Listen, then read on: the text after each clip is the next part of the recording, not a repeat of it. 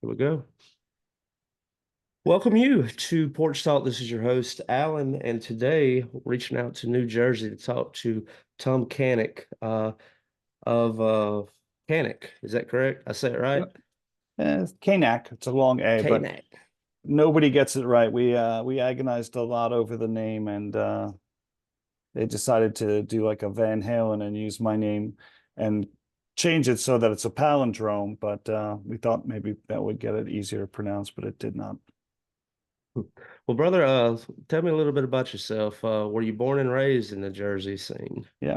So I'm born and raised in New Jersey, and grew up. Music was my escape from anything bad, good, indifferent, whatever. And I loved rock and roll growing up. Huge Beatle fan, British Invasion. And then in high school, a kid in the bathroom introduced me to punk rock and played me "Sonic Reducer" by the Dead Boys, and that was it. I love the energy, the anger, and I'd always written songs. I taught myself to play piano and guitar when I was just a little kid because I wanted to write songs. Yeah, so where would you do that at? Did you have a family member that gave you access, or would this happen at school? No, no, no. I had a cheap little cassette recorder, and then I somehow convinced my parents to get another cheap little cassette recorder. So I would do, multi-track. I would record myself playing guitar here, play it back over here. I had all sorts of crazy things. I had fishing weights on the keys of a keyboard that I could step on the volume and it would come up in volume. The keyboard, Oh, the keyboard was one of those. We found it in the garbage. It was one of those ones that when you turn it on, has the drum machine built in, mm-hmm. and I got it home and I turned it on and it was great. It worked. I realized after a while why the people threw it out. They had pushed in the bossa nova setting and had the tempo set to the fastest. And whenever you turned on the drum machine, you got super fast bossa nova, It was nothing else, running. like chicka chicka chicka chicka chicka. So that's how I learned to play fast. Man, that's interesting. That helped with wanting to be in the punk scene, fast music right there. That's awesome. I've Yeah. and how old would you say you were during that time? Was that a lot of who how did you figure all that out? Um, I just wanted to do it bad enough. I mean, I started writing songs, believe it or not, when I was like 5 or 6 years old. Um, and in fact, my first song attempt was a parody, and got my mouth washed out with soap Oh, because I was in the bathtub teaching it to my brother, and nothing could be finer than to be in her vagina. It was an early rhyme scheme. So as a kid, as a little kid, I might have been 7 or 8 at the time, but I got my mouth washed out with soap pretty good by my mom. But I was a kid and I really loved to do music, and I wanted to do, I didn't know anybody else who played music, so I wanted to do everything myself. So the only way that would work in my mind was with the two cassette recorders. And it was good. I had all sorts of gadgets. I had coat hangers booked to harmonica under the underside of my twin bunk beds. I'd put the wires through so I could play harmonica and play guitar at the same time, like all these crazy things. I used my dad's old traction equipment for mic stands. man, that's awesome. So moving on down the timeline just a little bit, how long would it be till you would find some people to begin to make music with? What would that journey be So like?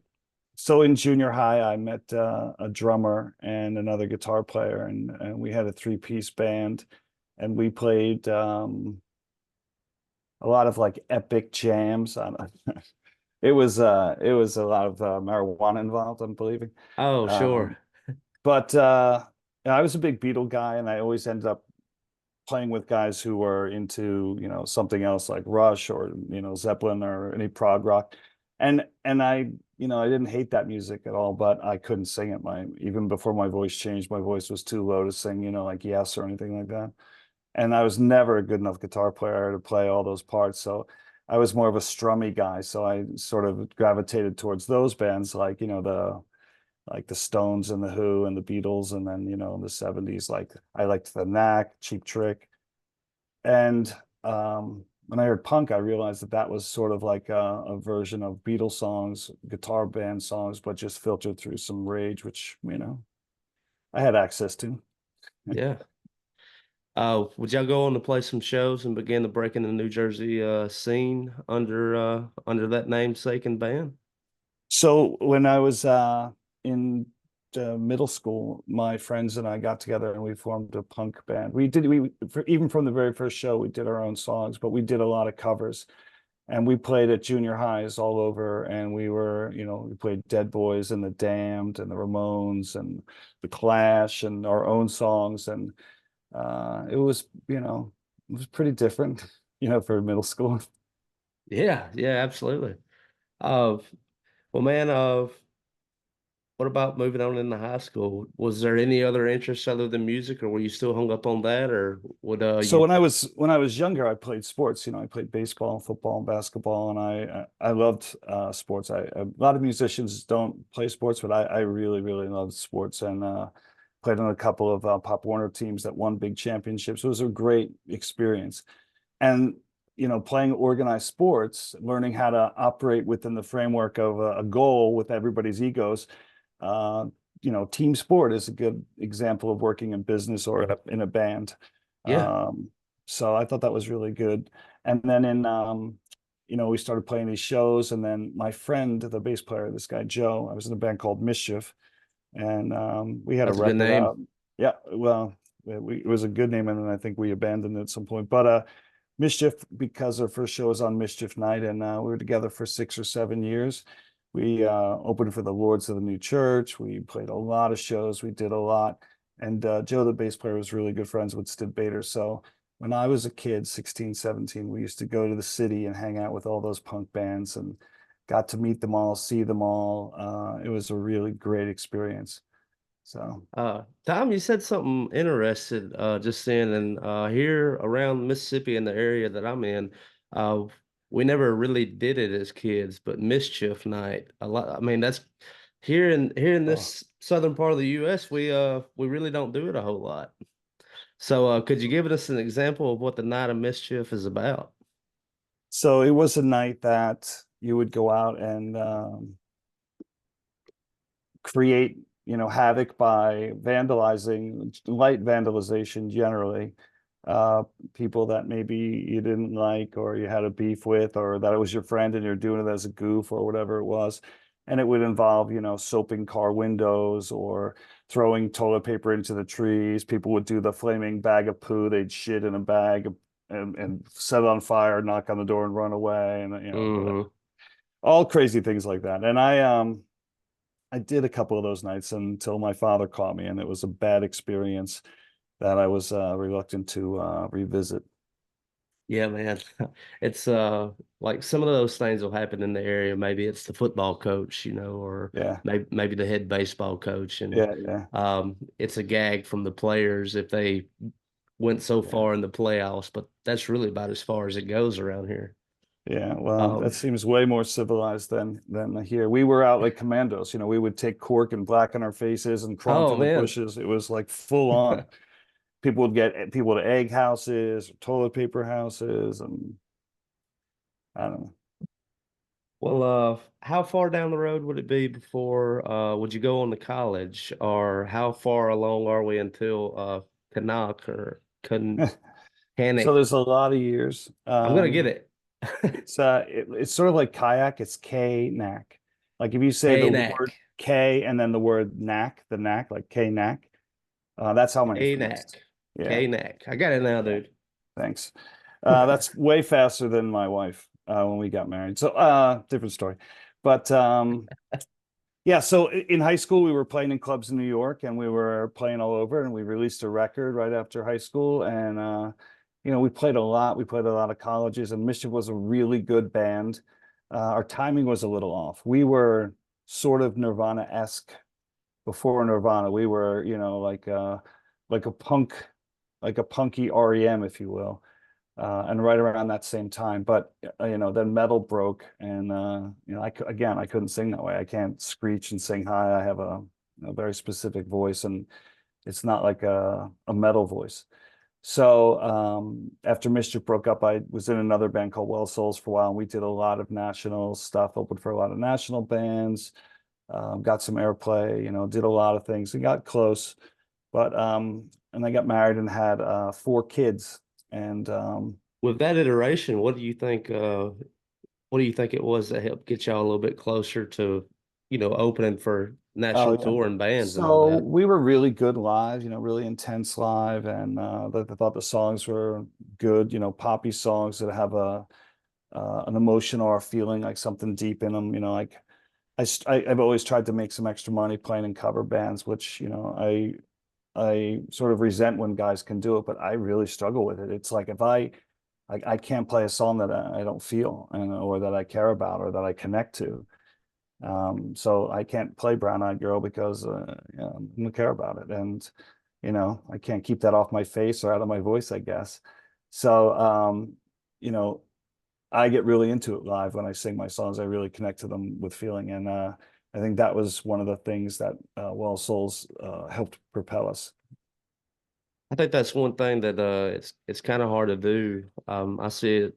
I host the one of the open mics here in the area, and we got a lot of young people coming out to share what they got, and they're real timid at first. They're doing covers, and then eventually they'll break an original out, and it's almost like they're learning how to have stage presence all over again because it may be the first time they're sharing one of their own Um, songs for the first time.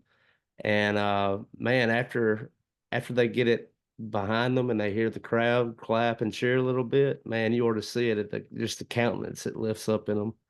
oh, that's really cool. It's something it's hard to do. I'm with you on that. Covers is one thing, but stepping out and letting your song live and breathe is something totally different.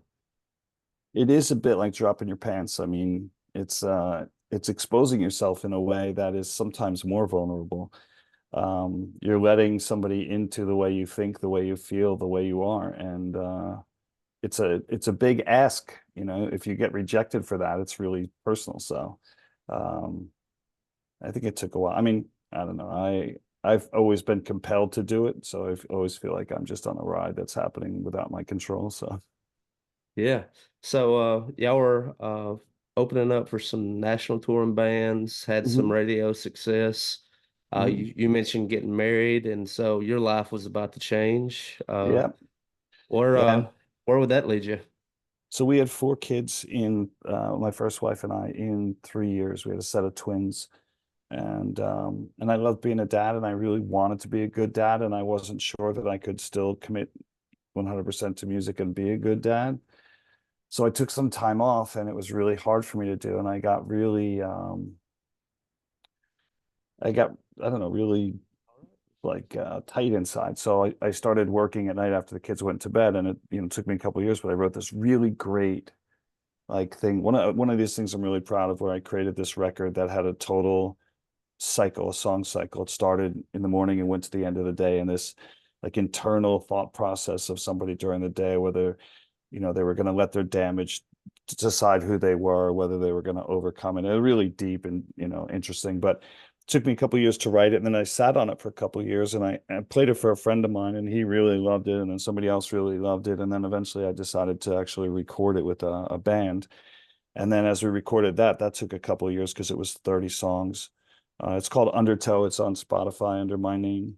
Um, it got really great reviews. I mean, really, really great reviews. And I didn't have the money to do much with it, but I was really felt good to get it out. And then I just continued to write. And the guys from the studio, we started to play live, and then it evolved into to be Tom Kanak and then Tom Kanak Band. And then after a while, it was really a band of guys who were contributing. Johnny Rao, who played with David Johansen's band, his guitar player. Pete Wood from Dramarama's playing guitar.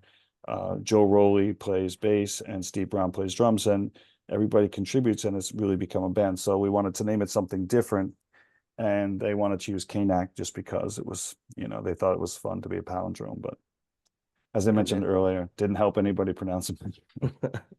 So, man, when you are in your songwriting process, and I'm sure each song is a little different in how it comes and how it begins to flesh out, but when you have the finished product from you writing it solo and presenting it to the band, are are some songs to where y'all write together? How does that work for y'all? That's a very good question. Hey, am I on show 634 or are you? Uh, let's see. Because that's pretty amazing if that's the case. That's a lot of shows. It will be six. It'll be 6:36. Well, that also is a palindrome. Um, so when I write, it really depends. Like I'll have so I try not to develop the songs too much before I bring them to the band because that sometimes creates conflict. If I have a really distinct feel for the song and the band takes it in a different direction, I have to either fight for it and fight back or let it go in that direction. So I try to keep my presentation to the band very simple, a click track, the melody line and any words to a very simple single note dun dun dun on a guitar, sort of just to pulse it.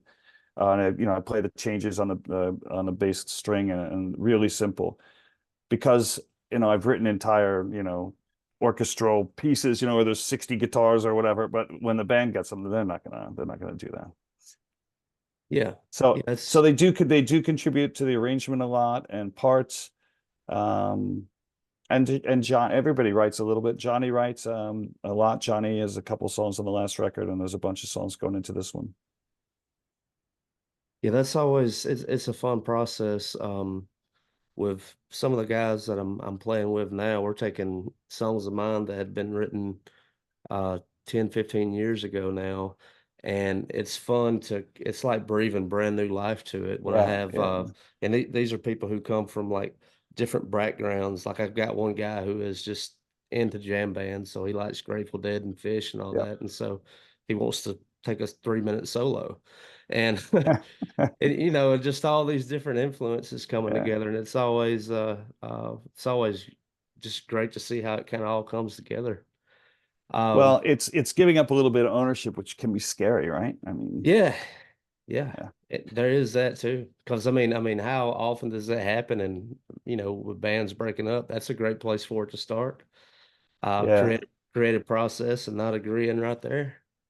Well, so this band is five, guys who have been around for a while who are all really good on their own instruments and are all actually really creative and good writers and stuff. And it is sometimes, a little bit uncomfortable. What I found was at one point in time I had a band where I just wrote everybody's parts and they were just like, robots.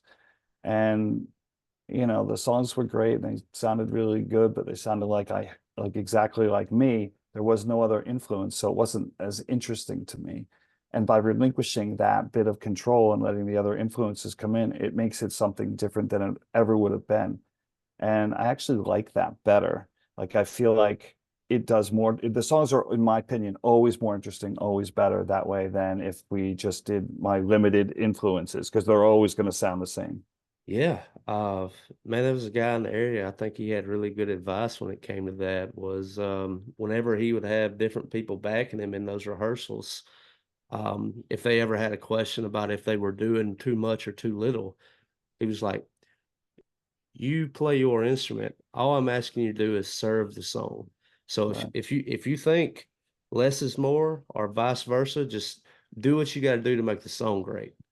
But I'm not taking away the creative freedom that you have. You have your piece of the pie." Yeah, I think that's a great saying. My caution for me in my mind is that sometimes there's the concept of fingerprints. Like you could have written the perfect song and it's perfect in every way. And a new Oh guy yeah. comes in, and in order for him to connect to it, he's got to get his fingerprints in there. And so he's got to change it. I had a song when I was in Wall of Souls that was getting played all over the country on the radio, and it was a jangly sort of pop song, very I don't know, very sort of jamish. And a drummer came in, he's like, I really hear a Motown feel in here. And I'm like, You can't.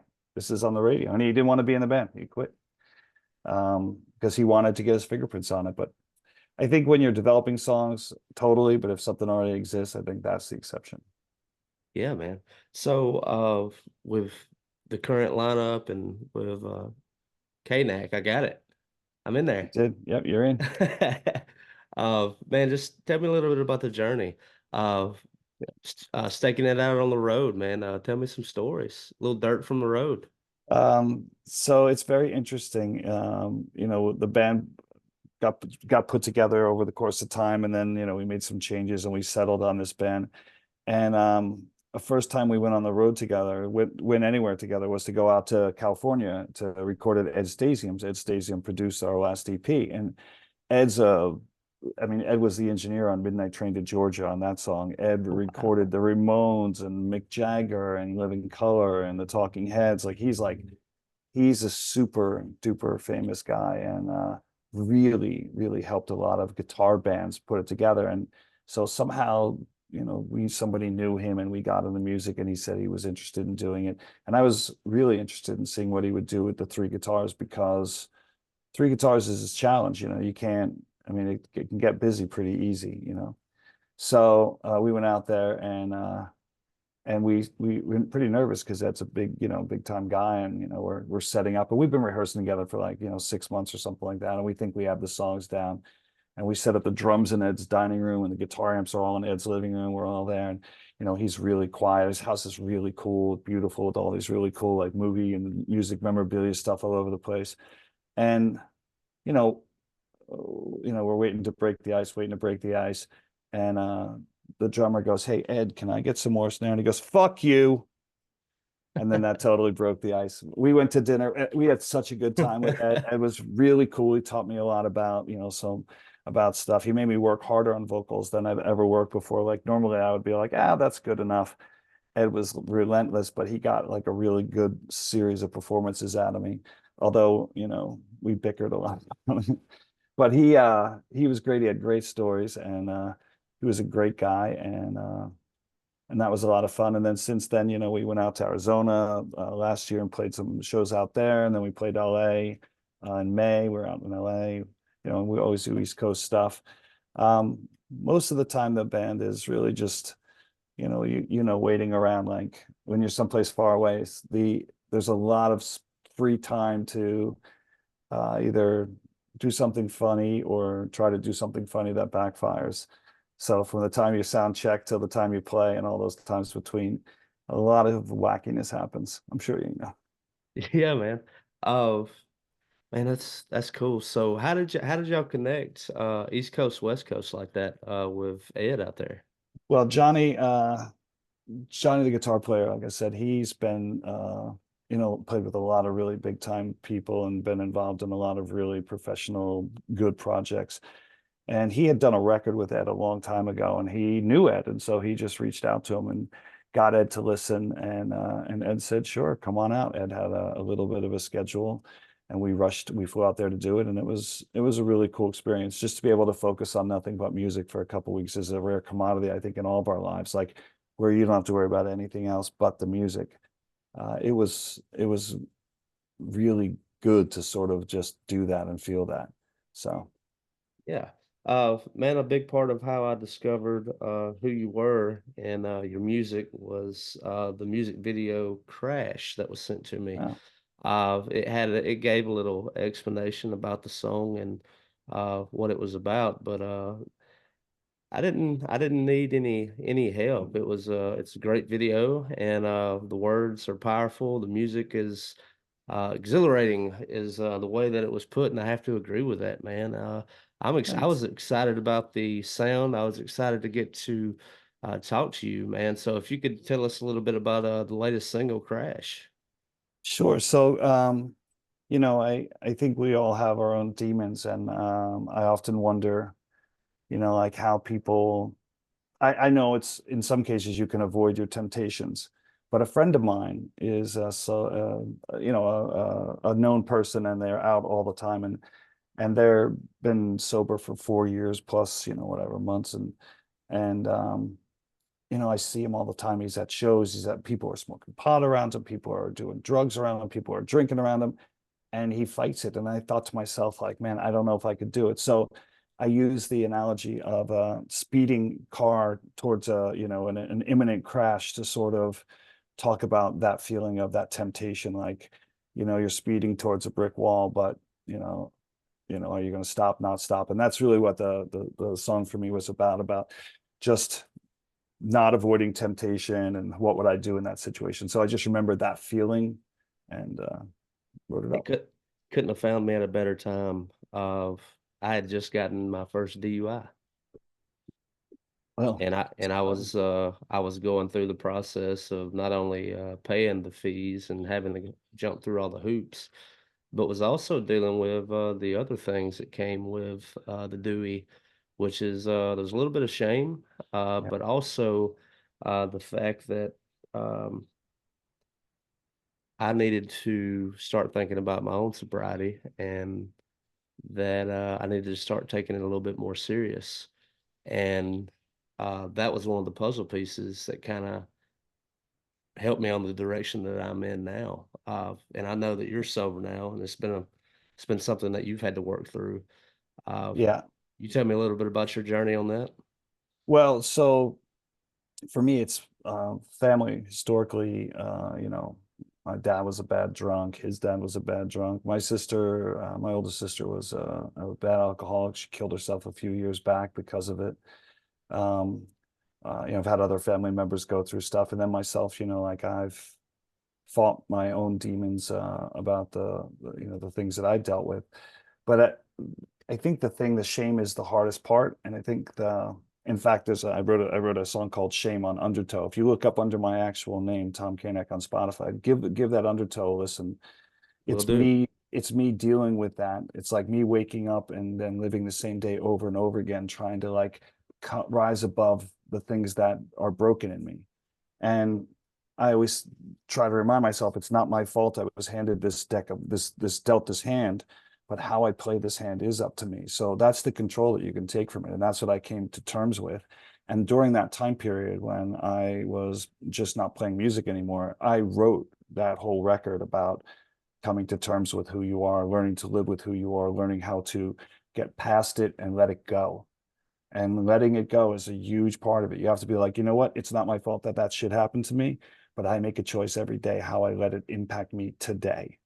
And I know that sounds like that, things Sure. that people say, like hang in their cat poster or some shit, but it really is true for me. So Yeah, and I've got friends in the area that I've been connecting with. They're musicians as well, and uh, their encouragement has been very much like that. And also, they said when you get to the other side, you're going to find that your creativity is going to spike. yeah. Yeah, I was And always worried about that too. Like, will I be able to because I create? wrote a lot when I was drinking, Yeah, yeah, and I had never really done it sober, so I was like, yeah. I hope that doesn't dry up. No, but it really what's the drinking part is just it's just some mask that you put on for a little bit of time. What's writing underneath? I mean, maybe you're writing what you think the mask is, but you're writing it, you Yeah, know? So, I mean, I would just say this, no matter what else happens, you are always worthy of your best effort, always. And you do that for you because that's what you deserve, right? right on. Yeah. Yeah, I Anyway, appreciate that, man. And no like I worries. say, just finding, Congrats and good luck. yeah, it's a daily battle. Yeah. But like songs like Crash, and now I know to go back on Undertow and look into that. It's it's good to hear those songs, and it's easy to relate to. It's like, well, Yeah. that's exactly where I'm at. Yeah, Uh, that's one of the things that got me involved in music. When I was a little kid, I was grew up in a very violent household, and I was, very frightened and fearful all the time. And hearing music was like a world I could step into that, like embraced me. And all the things that, like singing songs and all that made me feel like I belonged someplace. It was something that was totally mine that no one else could touch and break. So um, that that was the reason for music for me. I mean, I very clearly remember, things that happened in my life, and I'll tell you, my dad was a serial adulteress, and when I was a kid, he was a plumber, so he would always be on the road going doing plumbing jobs, and my mom didn't trust him, so she used to send his kids with him. And I very clearly remember, and I was still single digits, maybe nine, maybe eight, something like that. My dad going to somebody's apartment, and he said he was going to go fix somebody's pipes, and he and a woman went down the hallway, and another woman sat there with me while my dad went in that room and had sex, and I could hear it. And I remember very clearly that woman turned the radio up, and it was that song "Downtown" by Petulia Clark, which I cannot hear at all. Every time I hear it, it just puts me in that room. Yeah. But like to me, like, like that, all those things like that, that music is just that soundtrack to what happens there. And it really is a snapshot of it for you in that feel and that moment and everything about it. So for me, if I want to write something that feels that way, I can remember that moment.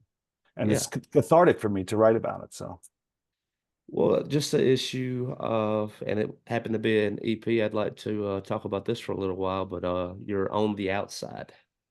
uh, Um, with mental health and everything that you had going on with that EP, uh, what brought it out and what made you want to share it uh, with everybody? well, like I said, I have to feel it in order for me to be able to put something into it live and sing it. I mean, otherwise it's a waste. So all my songs are deeply, deeply personal. What's happened as I've gotten older is I disguise it less. I'm much more direct, whereas I might have used tons of symbolism in the past, and maybe I would have known what it was about. You would have never known what it was about. But I've gotten more honest with myself, and I'm more comfortable with who I am, I think. And outside is that feeling. Like, I don't know about you. I have never, ever felt like I belonged anywhere. I've always been different. I've always been, I thought different things, and other kids were talking about, like, going to play wiffle ball. And I was like, dude, I'm going to write a script, like, I mean, just crazy shit. Man, And I was the only who thought that way. I've got a song called Black Sheep, and I mean the chorus is just that. It's always feeling like I'm on the outside, but Yeah. also like whenever someone tells me something nice, like almost to try to let me in, the line is, "I can see the bullshit in your teeth." Wow, that's a good one. I think you're lying to me. I don't believe Yeah. you. And so, Well, yeah, I'm with that. so here's the thing. Like, I don't know if you've ever done any relaxation therapy or any like meditation or anything. It's interesting. I have a hard time with it because I get impatient, but I will tell you there are things about it that are really true. And the one thing is this: sometimes your brain is telling you there's a storm when there isn't. And so you imagine that you're on a jet and you're on an airplane, and That the airplane could turbulence, just rise above the storm and be in peaceful, clear times. It's skies blue up above the storm, but your brain is sometimes telling you it's a storm, and it isn't true. And when people are complimenting you, you have to take it at face value. Some people will lie, but some people are telling the truth. And I think that it's important that you hold on to those ones because they took the time out of their day. It mattered to them enough for them to come and say something nice. You're saying something about my songs that you think that is nice, that I like. I could say that it's bullshit or whatever, but I think when people make that effort and they take that time, then genuine. I should accept it as genuine. People that are bullshitting, it always comes out in the end. Like, they can't fool you for very long because you can't be insincere for a very long time and not have some hints of it. I mean, at least I hope. I'm sure there's psychopaths out there that are just waiting to take my wallet. Um, but you know what? In general, like, I mean, I work in my day job is in the IT for a luxury fashion company, and Oh I yeah. I travel a lot and I do a lot of interaction with people, and I meet a lot of people, and I was conversations all day every day. Most people, the vast majority of people, they are good people who one on one will let their guard down if you let your guard down, and if you're genuine with them, they'll be genuine with you. And when people aren't that way, I think a really healthy thing to think is, I did not walk that mile in that person's shoes. I can't judge them. I don't know that if I had their DNA and their life experience, if I'd be better than them, worse than them, or exactly the same as them. You don't know. And because you Yeah. don't know, you can't judge it. I don't know, man. I might be the biggest asshole in the world if I had that guy's life, So people, if they're genuine, great. And if they're not genuine, I feel bad that they got to a point where they're not genuine anymore. Yeah. Oh man, you brought up the fashion world. How did that world open up to you? So I was in sales when I first got married to my first wife, and I was really bad at sales. I was too honest, and I didn't have it in me. Like, other guys in sales would call their customers and beg them to buy something this month, say they could return it next month, like, to make their numbers. And like, to me, that just seemed like horrible. So I looked around and I tried to figure out what was a good thing to do to make a living that could support my family, and also that I wouldn't rip my own head off. So I learned about IT. I went to school at night. I never went to college after high school. Even though I was super smart after high school, I went on tour. I wrote a record, like I did the things that mattered to me. There's Yeah. like nothing in college that held any interest to me. I was bored off my ass at school and used to get in trouble and things like that because I was a punk. Um, but IT looked interesting. I went to night school and learned network engineering. And I became a project manager. And then I started doing projects all over. And I was on a project in Atlanta, Georgia. And the woman on the team said, my boyfriend runs some IT for a fashion company. He'd love to have you on his team. And I was really tired of traveling. My kids were, all four kids were little, and I was working in Atlanta, Georgia, like Monday through Friday. And it felt terrible, guilty, lonely. And so I took this job and it was in fashion and I actually loved it. And I loved fixing problems and being efficient. And I love mentoring people and all those things. So those are the things that I really love about work. And because I cared about it, because I found something in it that I could be passionate about, I did pretty good. Yeah. And so I guess working in that field, it still leaves you enough time to be able to do music and play when you like. It Not, doesn't. It doesn't. oh, It's it's burning the candle on both ends and in the middle. It's a lot. I mean, I have a full-time job. I have a baby. I have grown kids. I have a marriage, and I also play in a band. I write every songs every day. I record. While I was waiting to jump on the call, I was editing a song from this morning. Like just well, brother, craziness. man, I really appreciate the time. That's burning it, not at both ends, but almost Yeah, every end, man. yeah, yeah. Uh, I didn't know if you had anything else that you wanted to add to on the outside, Oh on yeah. the Sorry, sorry, outside. sorry. I went off on a tangent. Sorry about that. This is me being a little deliriously tired, so forgive me. The outside is just that feeling, like never felt like you belong. Like it's the yin yang. Like I do that in a lot of my songs. Like I'll halfway through the song, I'll start talking myself off the ledge. So in this song, it's like the verses are, why am I on the outside? Is it because of what I've done or said? Like, why don't I fit in? Like, what the fuck? And then the middle part is different is what you need to be. There's strength in being different. It's what makes you interesting. It's what makes you unique. It's what makes you you. And, you know, it's a good thing. It's a strength. Yeah. So, but Well, right on, man. I don't want to take up too much more of your time. I had three more questions sure, and I sure. wanted to walk it out of the door. Question one is just for those listening or watching. If they wanted to keep up with KANAK and everything that you have going on, where is the best place to do that? A website, a specific Yeah. social media? Kanakmusic.com, KANAKMUSIC.com, Kanak Music. All of our links to all of our social media are there. But we're on everything, everywhere. All the socials, all the platforms. Yeah. Question two is, man, I know that you're in the cooking. What's your favorite dish to prepare? So right now I make a lot of soups that I love because it's fall. So right now I'm getting ready to make this butternut squash and Italian sausage soup with a little bit of sage that I really love. But I also lately have been making a lot of I think I saw the recipe on the internet. It's feta rolls. You take a piece of feta, put a Mm-hmm. little olive oil on it, red pepper flakes, oregano, and drizzle it with honey, and then roll it up in a gluten-free quesadilla. Air fry it for 10 minutes. Delicious. Sweet, Whoa. savory, but also a little bit of the heat from the hot pepper. Yeah. And last question to walk out the door. Once again, Tom, man, I really appreciate your time. I appreciate the openness when it comes to your journey with sobriety and also mental health. If someone was having a hard time, whether they're in music or man, they're just working a 9 to 5, and they have done decided that they want to try to begin the road to sobriety, what advice would you give them? Um, you surround yourself with people that you know will help you because you're going to need to rely on them. They're going to have to be strong for you. I mean, and if you're by yourself, then try to find a group to help with because sometimes it gets really to that point where if you didn't have that accountability to another person, you might not get through that moment. Yeah, absolutely. Well, Tom, I really appreciate your time. Would you like to plug the new record or Sure. On the Outside EP is out. I think Crash is the latest single.